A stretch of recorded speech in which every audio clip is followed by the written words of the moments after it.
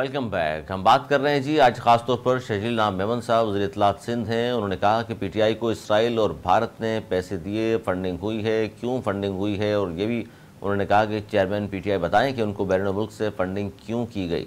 और दूसरी तरफ हम बात कर रहे हैं ख़ासतौर पर कि इंतखाबात के हवाले से, इंतखाबात की जो गोमगो की कैफियत थी गवर्नमेंट के बयान के बाद, तो ये बात क्लियर होती नज़र आ रही है कि इस साल इलेक्शन होंगे अक्टूबर नवंबर के हवाले से। और आज भी वज़ीर आज़म ने कहा कि असम्बली अपनी मुद्दत मुकम्मल करेगी, उसके बाद हम लोग घर चले जाएंगे। और गुज़िश्ता रोज़ जो नवीद कमर साहब ने जो कुछ कहा कि 8 अगस्त को तजवीज़ दी उन्होंने कि अगर असम्बलियाँ तहलील कर दी जाएँ तो उसके बाद निगरान सेटअप आ जाए और फिर इलेक्शन की बात हो कि 90 दिन में इलेक्शन करा दी जाए। इसी पर हम बात करें, सेनेटर डॉक्टर हुमायूं मोहम्मद साहब हमारे साथ मौजूद हैं, पीटीआई से आपका ताल्लुक़ है, बहुत शुक्रिया। सेनेटर साहब क्या कहेंगे? ख़ासतौर पर मैं चाहूँगा पहले थोड़ा सा इलेक्शन के हवाले से, एक बतौर सियासी कारकुन आपको नज़र आ रहे हैं इलेक्शन अक्टूबर नवंबर में होते हुए? बिस्मिल्लाहिर्रहमानिर्रहीम। देखिए, सबसे पहले मैं आपको एक फैक्ट बता देता हूँ। आज अगर आपके पाकिस्तान के किसी भी हिस्से में ना फ्री एंड फेयर ओपिनियन ले ले, ऑलरेडी जो पोल्स आ रहे हैं उनमें 70% से ऊपर लोग आज भी, मैं 9 मई के वाक़े के बाद की भी बात कर रहा हूँ, उसमें भी अगर आप ओपिनियन ले सो 60 to 70% जो है ना वो प्रो पीटीआई है। ठीक है, यही बेसिक वजह है कि ये लोग इलेक्शंस नहीं कराना चाहते हैं। यही बेसिक वजह है कि ये लोग इलेक्शन से पहले भी भाग रहे थे, आज भी भाग रहे हैं, साल पहले भी भागे थे, आज भी भाग रहे हैं, और ये अगले वक्त भी भागते रहेंगे। क्यों? ओवरवेलमिंग मेजॉरिटी जो है ना वो पीटीआई की है। ये जो इन लोगों ने एक बनाया हुआ है ना कि भाई ये 2018 का ये हुआ है, 2018 में 2011 के बाद जो पीटीआई की वेव आई थी उसको एक्चुअली लोगों ने मैनेज करके उसके अंदर से चीजें, हमारे लिहाज से 2018 में हमारे कोई 10 से 12 हमारी सीटें कम की गई थी ताकि पीटीआई की सिंपल मेजॉरिटी ना हो, और उनको खामखा किसी न किसी के साथ उन्होंने बैलेंस ऑफ पावर अपने कंट्रोल में रखने के लिए उन्होंने इतनी रखी थी कि पीटीआई को एक कोलिशन गवर्नमेंट बना सके, उनके पास सिंपल मेजॉरिटी ना हो। क्योंकि अगर सिंपल मेजॉरिटी होती तो फिर हम मतलब फिर जब आपकी अपनी गवर्नमेंट होती है तो फिर आपकी गेम प्लान फर्क होता है। फिर आप लोगों के ये जो हर कुछ अरसे बाद वो कह जाते हैं कि जी हम खफा हो रहे हैं, हम फलाना हो रहे हैं, और फिर उनके तरले मिन्नतें करने वाली बात होती है।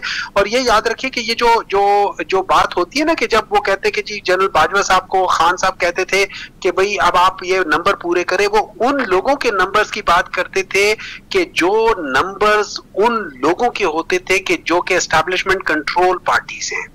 ठीक है, तो हम कहते थे हमने अपना काम कर लिया। फैटफ के लिए जब फॉर एग्जांपल बात हो रही थी, फैटफ के लिए ये लोग आज रो रहे हैं कि फलाना है। फैटफ से ज्यादा इंपॉर्टेंट चीज पाकिस्तान की हिस्ट्री में कोई नहीं आया कि वो ब्लैक लिस्ट में जा रहा था, और उसके बहुत ज्यादा रिपरकशंस होने थे।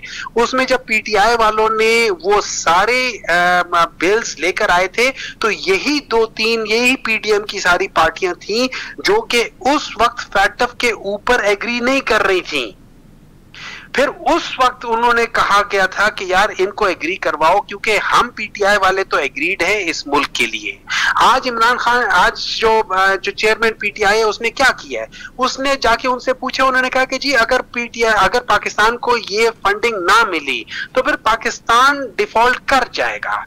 तो जो चेयरमैन है उसने कहा कि फिर मेरे लिए पाकिस्तान सबसे पहले, इट डजंट मैटर। अगर वो चाहता वो इधर डील कर सकता था, वो कह सकता था कि मैं तब मानूंगा जब ये सारे केसेस हम पे खत्म करोगे, मैं तब मानूंगा। लेकिन उसने वो डील्स नहीं की, उसने डील नहीं की।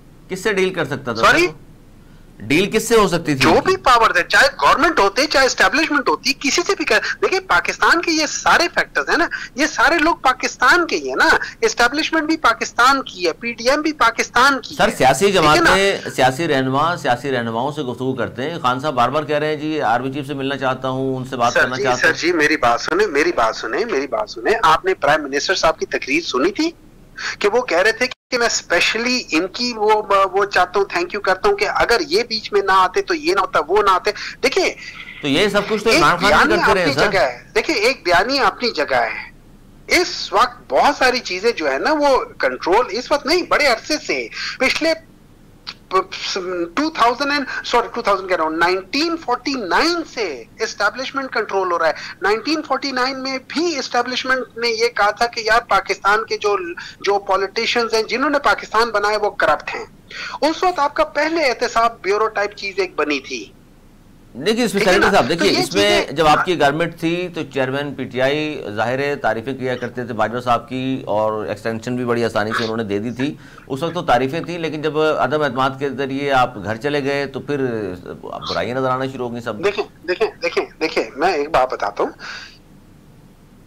चेयरमैन पीटीआई ने ओपनली मीडिया के ऊपर आके कहा है कि जनरल बाजवा को एक्सटेंशन देना मेरी एक बहुत बड़ी गलती थी। कहा है कि नहीं कहा? सर तमाम चीजें करने के बाद ये सिर्फ एक जुमला कहा जाए कि सुन लेना मैंने गवर्नमेंट ही नहीं थी, सब कुछ कर रहे थे तो वो कर रहे थे। गलती करने के बाद इंसान रियलाइज करता है कि ये मैंने गलती की है और अपनी सेल्फ असेसमेंट करता है, और सेल्फ असेसमेंट में वो कहता है कि हाँ 9 मई को भी मान रहे हैं कि गलती की उन्होंने। जो शख्स अपनी गलती मानता है वही शख्स तरक्की करता है। तो 9 मई के वाकयात पे सर मानता है वो उसी चीज में बार बार जाता है। सेनेटर साहब 9 मई के वाकयात पे भी मान रहे हैं खान साहब की गलती है हमारी, इस तरह नहीं होना चाहिए था? देखिए मैं एक बात बताता हूँ, खान साहब ने और हर एक शख्स ने जो पाकिस्तानी है बशमूल जो चेयरमैन पाकिस्तान तहरीक इंसाफ है, उन्होंने कहा है जो 9 मई का वाकया है वो किसी सूरत में नहीं होना ये था, और जिन लोगों ने उसको किया है और उनके ऊपर एक प्रूफ है, प्रूफ ये याद रखें कि it should be without any, वो नहीं होती एयोटा ऑफ डाउट कि ये इन लोगों ने किया, आप उनको जरूर सजा दो, चाहे वो कोई भी शख्स हो, पाकिस्तान का शहरी हो ना हो, पीटीआई का कारकुन ना हो, किसी और का कारकुन हो ना हो, उनको सजा मिलनी चाहिए। उनको छोड़ दें। देखिए कोर कमांडर के घर की बात नहीं है, पाकिस्तान की किसी भी बिल्डिंग को आग लगाना, पाकिस्तान की किसी भी चीज को नुकसान देना, ये सारी चीजें गलत हैं।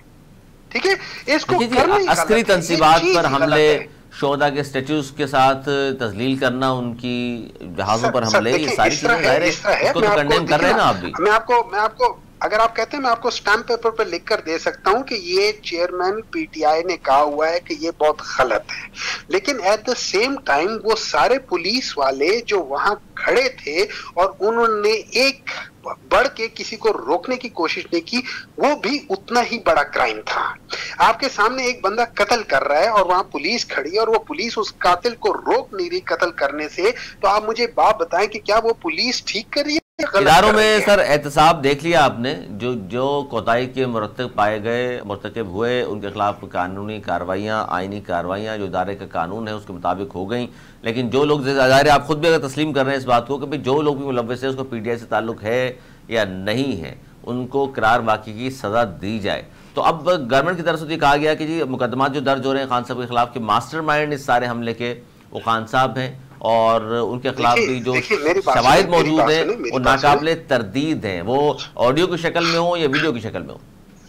सर एक काम करें ना, जो अगर काबिले मतलब ऐसे हैं कि जिनको आप तरदीद नहीं कर सकते या जो बिल्कुल ही ठोस सबूत हैं, आप पेश कर देना, ओपनली पेश कर दे उस अदालत में जहां ये विजिबल हो कि यार ये चीज है, बंद कमरों में ना हो, ये ओपनली हो। जैसे चेयरमैन ने खुद कहा हुआ है कि यार मेरे ऊपर केस चलाओ और जितने भी सबूत हैं उनको पब्लिक करो, पब्लिक के सामने केस चलाओ, so that I am sitting there and defending myself and you are sitting there और प्रोसिक्यूटिंग मी। उन्होंने तो ये कहा है, केस नहीं चलेगा, वो कह रहे हैं कि जी यकीन से जो शवाहिद है उसके मुताबिक अब अदालतों में मामला जाना है और केस चलना है। इसलिए बाज लोगों ने इस पर तबसरे भी किए और तशरीह ये की कि जनाब अब मुश्किल नजर आ रहा है आने वाले इलेक्शन में खान साहब का बच निकलना इन केसेस से, और हो सकता है पाबंदी भी हो। आप भी इधर हो, मैं भी इधर हूँ, आप भी इधर हो, मैं भी इधर हूँ। एक दिन अगर ये ओपनली केस चलता है, मैं तो कहता हूं कि जो चेयरमैन ने कहा है वो कर लो, इनको ओपनली मतलब कैमरों के सामने। सर आपकी गवर्नमेंट में कितने लोगों के खिलाफ ओपनली केस चले? सर राना सनाउल्लाह साहब पकड़े गए, 15 किलो हेरोइन डाल दी, ओपनली केस कहां चलाया गया? वो भी दीगर केसेस थे वो सारे केसेस में ओपनली तो कोई भी नहीं चला। सर जी देखिए, जब आप लोग राना सनाउल्लाह की बात करते हैं, मैं बिल्कुल मानता हूं कि वो गलत था, गलत हुआ था। अब मैं आपको एक और बात बता देता हूं। आप एक दफा जाके, मेरे ख्याल में आपने शायद वो जब वो केस की सामने आई थी तो उस वक्त शायद आपने वो देखा नहीं है। प्रेस कॉन्फ्रेंस देखिए सर। आपके जो एएनएफ, एक मिनट है ना सर, उसमें जो एएनएफ के जो हेड थे, जो एंटी नार्को फोर्स के, वो एक जनरल साहब थे, मेजर जनरल साहब थे या कौन थे, उन्होंने सारी ब्रीफिंग दी थी। जो पीटीआई के जो उस वक्त मिनिस्टर थे, he was just sitting there, he did not say anything. The briefing was given, देखिए ना, the briefing was given by the ANF chief, जिसने कहा था कि हमने ये पकड़ा है। सर उन्होंने इत्मीनान में लिया होगा वजीर साहब को। वजीर साहब बाद में मुख्तलिफ चैनल्स पर आकर मीडिया से गुफ्तगू में इस बात का इकरार करते रहे कि जनाब मुझे अल्लाह को मरकर जान देनी है और मैं हल्फिया कह रहा हूँ कि बिल्कुल सबूत मौजूद है, शवाहिद मौजूद है, मैं सामने रखूंगा। 3.5 साल आपकी गवर्नमेंट रही, आए नहीं मुझे जो मुझे एएनएफ वाले सबूत देंगे ना, मैं मान लिया, लेकिन मैं मानता हूँ, देखिए at the end of the day उसने अल्लाह को जान देनी है, वो अल्लाह के सामने वो करेगा, वो बताएगा। अब वो आगे अल्लाह जाने और वो जाने, वो तो अल्लाह के सामने उसने कहा हुआ है कि मैं उसको वो देना है, बिल्कुल सही, अल्लाह के सामने पेश होना है सर। वहां पे गलत काम किसने किया है। अगर फर्ज करें मिनिस्टर साहब ने गलत काम किया था तो बहुत गलत काम किया था, he should not have done that thing. लेकिन जितना मैं उनको जानता हूँ, वो ये गलत काम कर नहीं सकते जानबूझ के।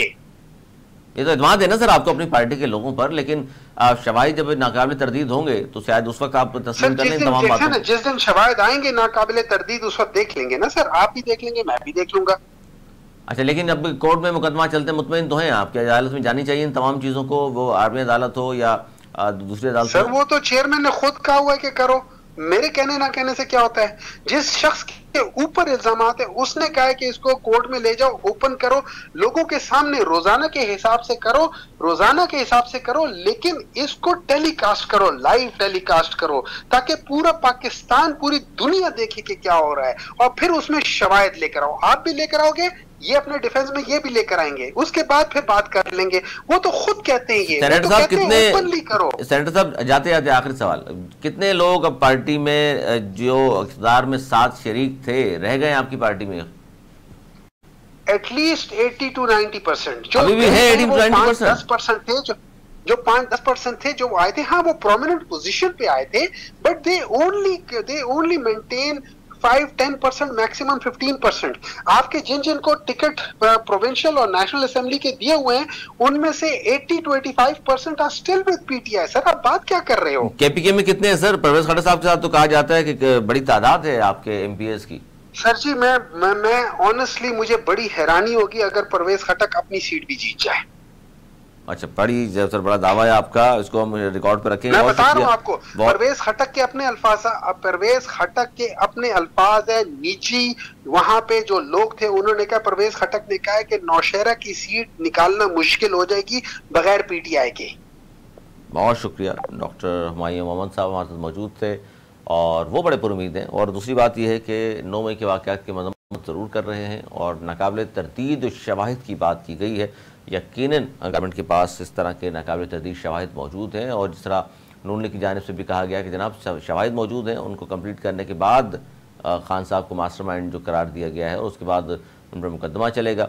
और जिस तरह के शवाहिद मौजूद हैं, फिर हल्फिया कुछ लोग बयानात भी उनके जो करीब रहने वाले हैं, ख़ासतौर पर परवेज़ खट्टक साहब जैसे लोग, वो बता भी रहे हैं कि जनाब ये सब कुछ किया धरा मास्टरमाइंड वो खान साहब हैं, उनके कहने पर हुआ है। क्योंकि एक शख्स को करप्शन के केस में अगर अदालत में तलब किया जाता है या गिरफ़्तार किया जाता है तो उनके लोग जा कर के अस्करी तनसीबात को निशाना बनाएं, ये पाकिस्तान की तारीख़ में शक कभी नहीं हुआ। इसलिए पूरी कौम इस बात पर मुत्तफ़िक है, 9 मई के वाक़यात में जो लोग भी मुलव्विस हैं उन सबको करार वाक़ई की सज़ा दी जाए। और शजील नाम मेमन साहब ने जो आज प्रेस कॉन्फ्रेंस की और उन्होंने पीटीआई को इसराइल और भारत से पैसे क्यों दिए गए, क्यों वहाँ से फंडिंग होती है, इस हवाले से ज़ाहिर पीटीआई वाले तरदीद करते हैं, लेकिन इस हवाले से भी शवाहिद मौजूद हैं। ये मुकदमा भी अदालतों में है और उसके बाद लगता यही है बज़ाहिर कि इसका फ़ैसला भी पीटीआई के ख़िलाफ़ आएगा। आज तक इतना ही, अगले प्रोग्राम तक के लिए मुझे मेरी टीम को दी इजाज़त।